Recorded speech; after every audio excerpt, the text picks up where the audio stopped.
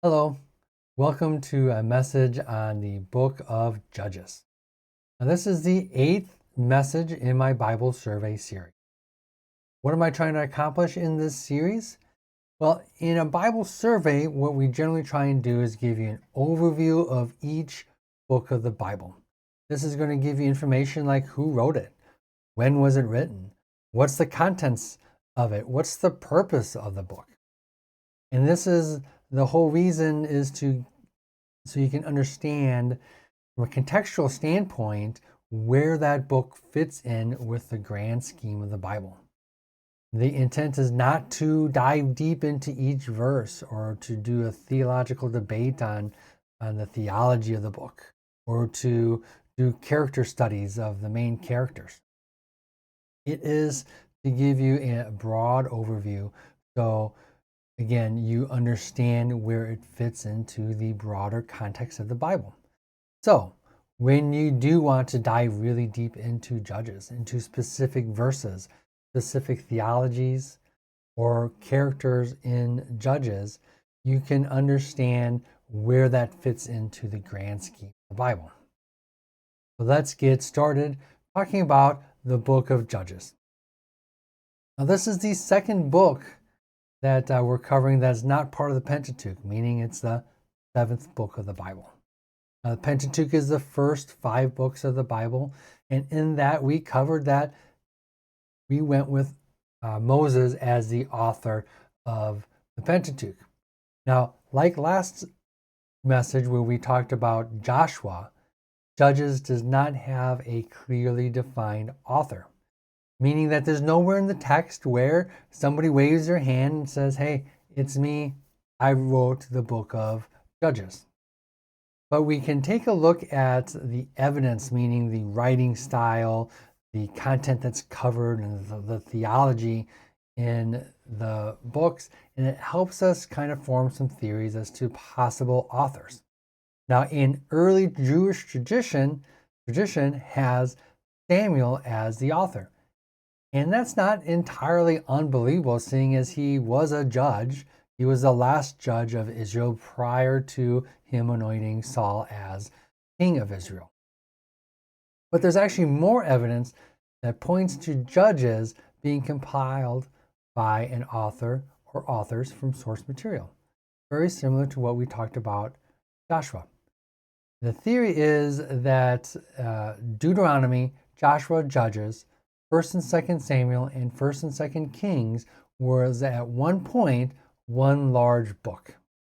Now, if we go with that theory specifically, then what we were talking about previously in the Pentateuch, that Moses was the author of it, obviously Moses would not have been able to be the author of Joshua or Judges or Samuel and Kings, seeing as he had passed away prior to them crossing the River Jordan.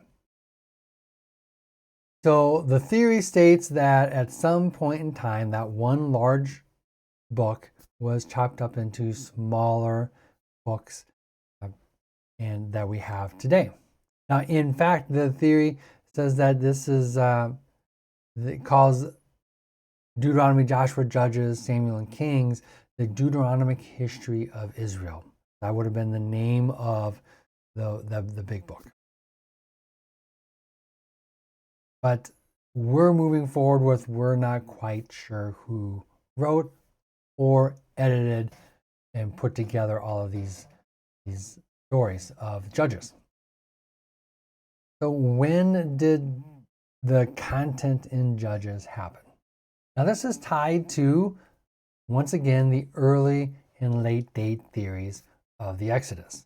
Now I will be doing a separate message just on that specifically, seeing as I've mentioned it probably now 7 times as we go through and estimating, giving estimates of when did this actually happen? When did Judges happen?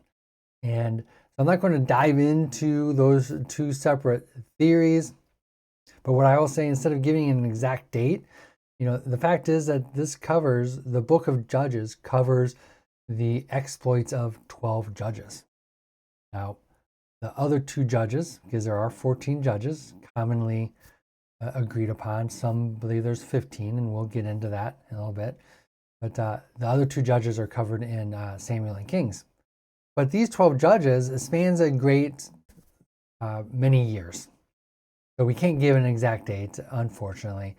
We will give an approximate date sometime after Israel crossing the Jordan and Joshua passing away and Saul becoming king. Sometime in those is the events of Judges. And if we want to get kind of a better overview of what life was like during this period of time, because we won't be able to pick that up in Judges. It just doesn't get into that level of detail of what the Israelites' day-to-day life was. We can actually take a look at 1 Samuel and Ruth. Those were contemporaries. Both of those books happened during the period of Judges. So what was the purpose of Judges? It wasn't to lay out the day-to-day lifestyle of Israelites. Judges demonstrates the meaninglessness of this era of Israel. They didn't move ahead at all in their faithfulness of worshiping the Lord. This explains why Israel was not able to conquer all of the land of Canaan that was promised to their ancestors and was outlined by Joshua. It also justifies God's punishment of Israel, even though time and time again he was patient and above all gracious in spite of Israel's repeated offenses and in worshiping pagan gods of the other people in Canaan that they were supposed to conquer. But since they got distracted, they never accomplished conquering all of Canaan. What are some of the contents, in the book of Judges? Well, we'll take a look here and we will see this is the 14 judges of Israel, and I'll get into that 15th here towards the end of the message. We can see that, first of all, kind of hard to read on the screen, and I apologize for that. I'm actually going to include a PDF of this in the description of this video below. So this information has actually been taken from the book of Judges. I didn't make any of it up, so rest assured it's accurate. So in the in the left column, we list the name of the judge, and then we have the passages that Judges talks about. And like Joshua, in the description of the different battles that took place, some judges have multiple chapters, and some judges have just only multiple verses, only a little bit. So when we go to the next 2 columns, and we're looking at how long was Israel oppressed before they cried out to God, and then how many years of rest did they enjoy after the judge liberated them from their oppressors. We don't have all the information for all of the judges. We're only missing the years of rest from Shamgar, but sometimes we just don't have enough information in the book to determine all of those years. Now you might be asking, well, why do you have 2 people listed for Deborah and Barak? Were they co-judges? What was the deal here? Now in Hebrew, judge doesn't just mean somebody sitting in a courtroom deciding court cases, not just settling disputes. It also references warfare. So it's the military leader and the person that settles disputes. Now, all the other judges did both. They led Israel out of oppression by battling their oppressors. But Deborah and Barak is a little bit different here. And it talks about them in chapter 4. Let's get over to chapter 4. And we see in chapter 4, verses 4 and 5, Now Deborah, a prophet, the wife of Lapidoth, was leading Israel at the time. So we have her leading Israel, meaning she was settling disputes and giving guidance to Israel. She held court under the palm of Deborah between Ramah and Bethel in the hill country of Ephraim, and the Israelites went up to her to have their disputes decided. Now, when we get to continue verses 6 and 9, highlighted here so it's easy for you to read. So she, meaning Deborah, sent for Barak, son of Abinoam, from Kadesh in Naphtali, and said to him, "The Lord, the God of Israel, commands you, go take with you 10,000 men of Naphtali and Zebulun, and lead them up to Mount Tabor. I will lead Sisera, the commander of Jabin's army, with his chariots and his troops to the Kishon River, and give him into your hands." Barak said to her, "If you go with me, I will go. If you don't go, I'm not going." "Certainly I will go with you," said Deborah, "but because of the course you are taking, the honor will not be yours, for the Lord will deliver Sisera into the hands of a woman." So Deborah went with Barak to Kadesh. Now, side note, who is Sisera? Sisera is the person that's oppressing them, is the leader of the army that's oppressing Israel. So instead of Barak obeying God's commands as delivered by Deborah, he hedges his bets and says, "Hey, well, you're going to have to come with me, Deborah. Otherwise, I'm not going." He just didn't have enough faith. So that is why many people list both Deborah and Barak as judges, because Deborah did the settling of disputes and Barak led the army. Now, if we go back to this list, I'm going to lead you into a hermeneutical principle that it's important to take, not just in the book of Judges, but as we're going anywhere in the Bible. And that's about round numbers, right? To me, when I look at this list and as I'm reading Judges and I see that four judges had 40 years of rest. And then we had two people that had 20, and one person that had 10, and one person that had 80. In my opinion, that just doesn't seem very likely. It's a two round of numbers. Now, if they all ended up being like Tola at 23 years or Jetham and Ibzan at 6 and 7 years, I probably wouldn't question it. So if we look at this and we say we don't believe it was 40 years of rest, like, does that make it invalid? Can we throw out the whole book of Judges just because the authors of Judges used round numbers? Let's get into it. So I believe the events of Judges actually happened. They're actual events. So if we were to take a look at, say, a history textbook that you might have had in high school or in school at any point, you might see very specific dates. Like, you'll be able to take a look at the history of World War I, and it gives a very specific date of when the assassination of Archduke Franz Ferdinand occurred. And that was June 28th, 1914. And yes, I do have that written down. I do not have that date memorized. History is not my strong suit, so I will be looking at my notes. You also might see the Ottoman Empire, for example, in history books. That's founded by Osman I in 1299, and that lasted until the year 1922, just after the end of World War I. We can see pretty accurate dates, maybe not the exact days, but it gets us pretty close.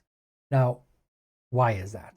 The history textbooks, its main purpose is to give you the history and the specifics of the history. And in that context, specific dates is pretty important. Now, the book of Judges tells the history of the Israelites, but it's not the only main purpose of the book. The author or authors or editors telling the story of the history is to show the cycle of Israel's worship. And that cycle is in 4 parts. The apostasy, meaning Israelites devolving down into worshiping Baal and Asheroth and other pagan gods of the people that lived in the land of Canaan, to God judging them, having somebody come in and rule over them, to the Israelites' cry for deliverance, repentance from the worshiping of their idols, to crying out to God for deliverance, and then God raising a judge to deliver Israel. So that's really the main purpose of Judges, not specifically to give exact dates like a historical textbook of Israel would give. Now, another way of looking at this is, have you ever talked with a friend and the friend's like, hey, that friend knew you had worked at McDonald's when you were younger. And he's like, so how long did you work at McDonald's? And you say, man, that was like, I don't know, 2 or 3 years. But that was like 10 or 15 years ago. Now, the fact that you generalize dates and lengths of time, does that make it any less factual that you actually worked at McDonald's? No. So just because we generalize dates doesn't make what the subject of what we're talking about any less factual. The exact duration of oppression or peace is not vital to the story of the Judges. So we shouldn't hold the author or editors to a standard of having written a historical textbook. So we shouldn't disregard the content of Judges of being true just because of the generalization of the dates. Again, that's a hermeneutical principle. There's a fancy name for it. I can't quite recall, but it's about rounding of numbers and generalization of numbers. And just because it's generalized doesn't mean that it's not. Okay, let's jump into the structure of Judges. The Judges starts off with 2 different introductions. The first introduction goes from chapter 1, verse 1 to chapter 2, verse 5. And that is a political introduction, and it focuses on the decline of the military of Israel. Then we look at the theological introduction, that is chapter 2, verse 6 through chapter 3, verse 6. And this documents the slide of Israel down to apostasy, meaning worshiping the gods of the land of Canaan. Then we get into the bulk of Judges, and it should not be a surprise of what this covers. This covers the exploits of the Judges from chapter 3, verse 7 to chapter 16, verse 31. Covers the exploits of the Judges. And then we see in the last 5 chapters, 17 through 21, is an epilogue that covers Micah's idols and the civil war that occurred when the people of Gibeah sexually abused a concubine of Levite and the fallout of that. So wrapping all this up, we're at around 20 minutes already. So I'd like to talk about a judge a little bit more deeper. And I'm not going to talk about some of the judges that most of us have already heard about. And that's Gideon, Deborah, and I think most of us have heard of Samson as well. Instead, I want to talk briefly about a judge who kind of isn't a judge, and you won't find him on the list of judges of Israel, at least the one that I provided. He's the mysterious 15th judge. Some people do list him on their list of judges. So is Abimelech, who is Gideon's son. Duke him a judge. He did rule Israel for 3 years. But let's take a look in Judges 9. So Abimelech is covered. He gets a whole chapter to himself. Chapter 8, chapter 9. We look in verse 6. It says, then all the citizens of Shechem and Beth Milo gathered beside the great tree at the pillar of Shechem to crown Amalek king. So this is one of the reasons I don't consider him a judge, is he crowned himself king of Israel. But he technically is the first king of Israel prior to Saul being crowned king.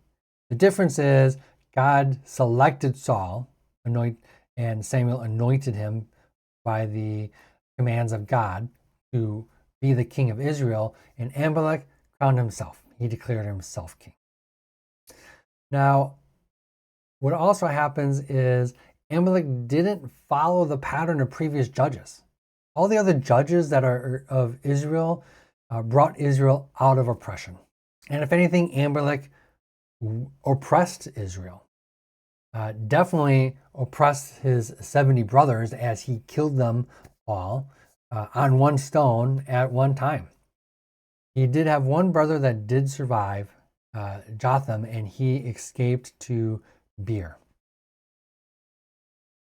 Now we look at Judges 9, verses 22 through 25.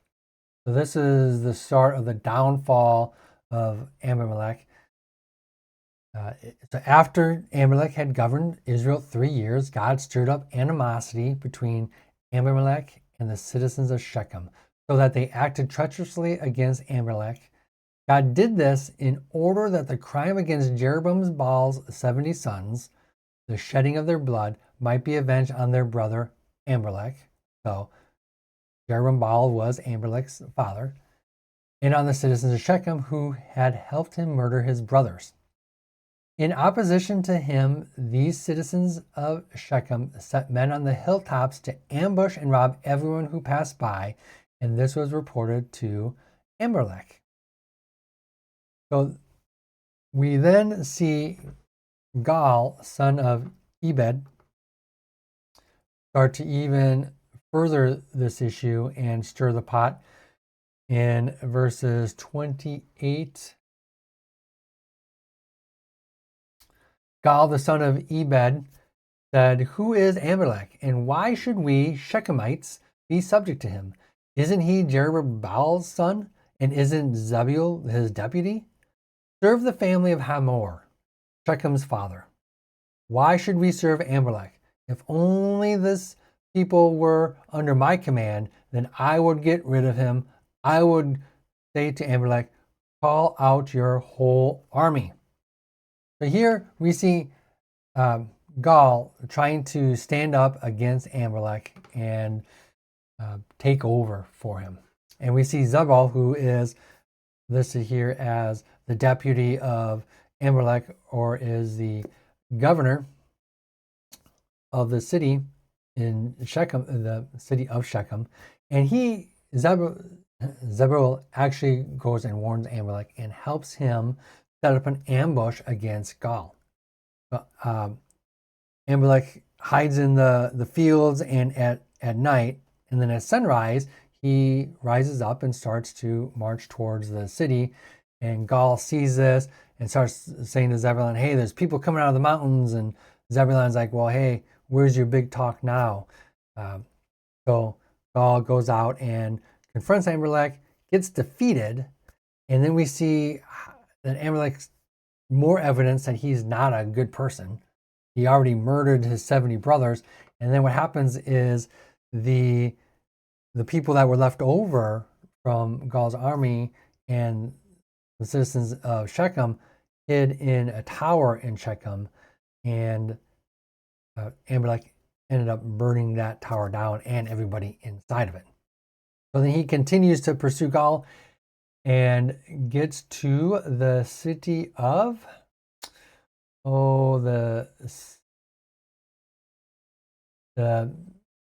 went into the stronghold at the temple of El Berith.